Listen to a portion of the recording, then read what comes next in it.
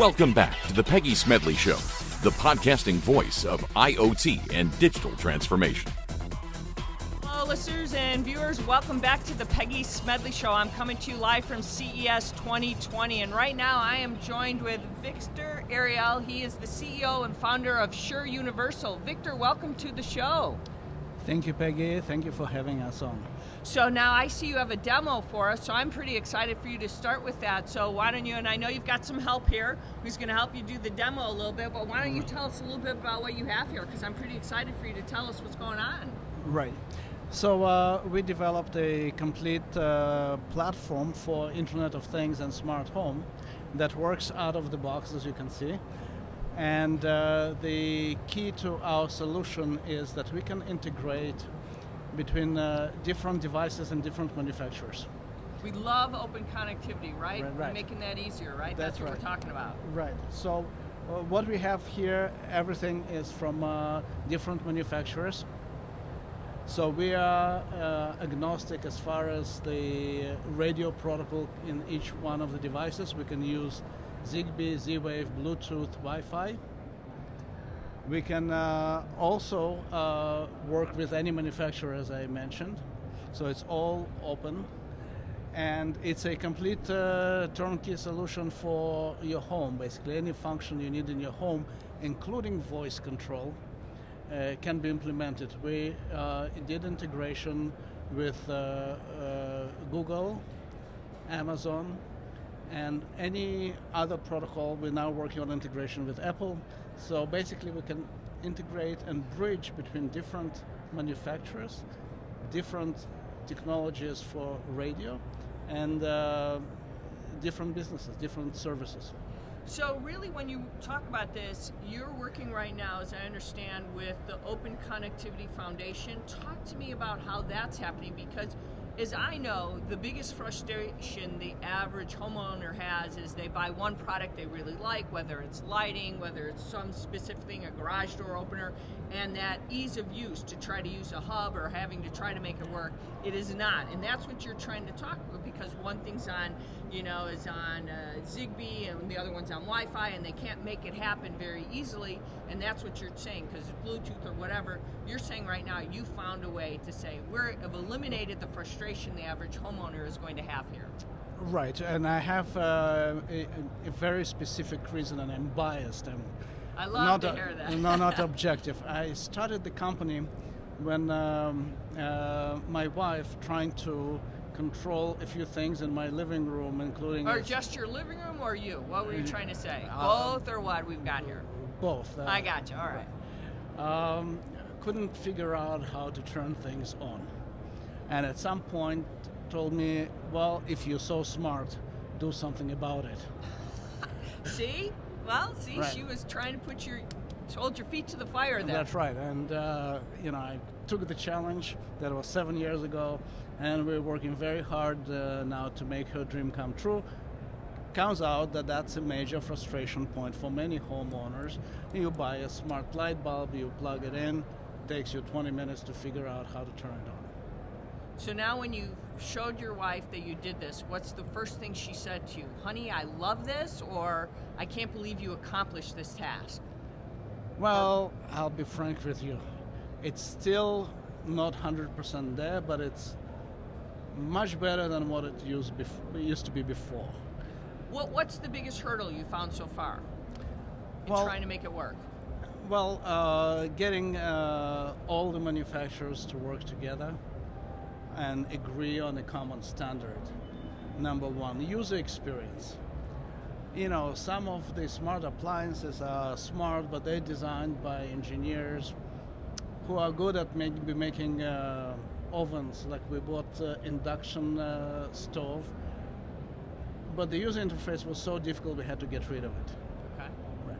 So the idea is user experience. Interoperability. You don't want to have different applications controlling different things. Data security, right? Major issue if in your home. You want privacy, you want data security, right? So, and that way we get to Open Connectivity Foundation. These are the problems that Open Connectivity is trying to solve.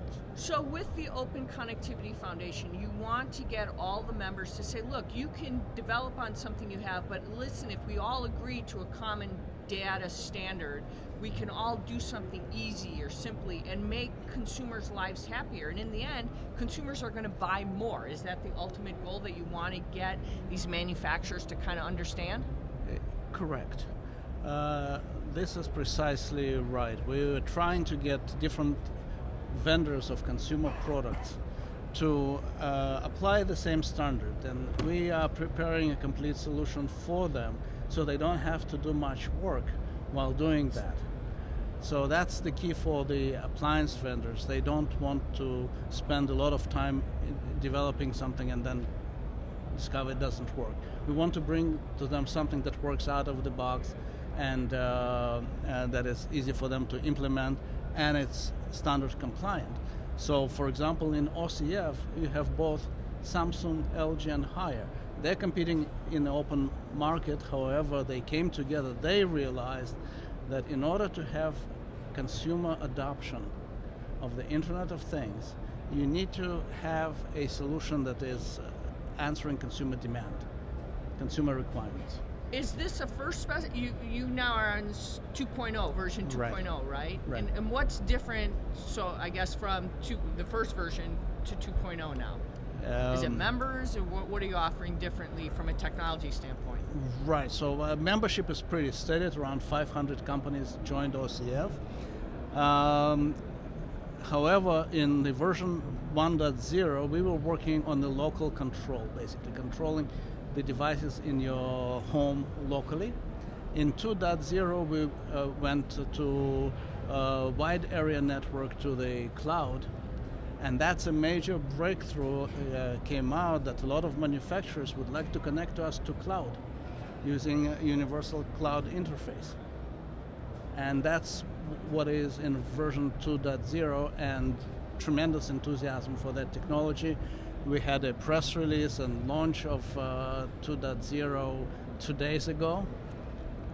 Overflow crowd, came many more people than we expected, and tremendous coverage. Is this purely for the smart, connected home? Are you looking to impact other industries and other markets, do you see? Right, so OCF started as a connected home initiative, main focus was on smart home initially. Right now, though, it's spreading, like home security is a major issue. Home care, baby and elderly care is a big area of interest. And then the technology is generic, so it's suitable for any IoT application. I don't think we plan to go into industrial IoT, but other areas of IoT are totally open. When you talk about some of the challenges, and you've got some of the major smart home manufacturers involved, by getting them involved, do you see that you'll start, chipping away at other companies who are not embracing it the way they should? Right, and clearly someone who is making a proprietary solution for smart home is going to find themselves in a situation where they're competing with OCF, with a large number of companies that are all using the same standard. So clearly it's, I would recommend everybody to join. It's not very expensive. We have 4 years of experience as a company in OCF. It's a great experience to work with all the leading manufacturers together. So I see no reason why somebody wouldn't join. So what does the difference then between this than what is those organizations who've joined, let's say, just Zigbee, or have joined just Bluetooth and say, that was an open standard in smart home technology. What makes this uniquely different from any one of those? Right. Well, maybe it's a little bit complicated. Zigbee, Z-Wave, and all the radio technologies are on a different layer, network layer of the Internet protocol, and therefore OCF is only focusing on the application layer. So like on your phone you have the apps, and then you have Wi-Fi, Bluetooth, and 4G, right? So OCF is above the radio technology. So Zigbee, Z-Wave. So purely so people who are trying to understand or watching this will say that's how because that's going to be the first thing they'll say, you know what, I don't want to have to deal with this, but I understand different layers of technology. Right. You don't, as a consumer, you should not be concerned about what kind of radio technology is used underneath. The application layer is what is facing you, and user experience, and that should be unified.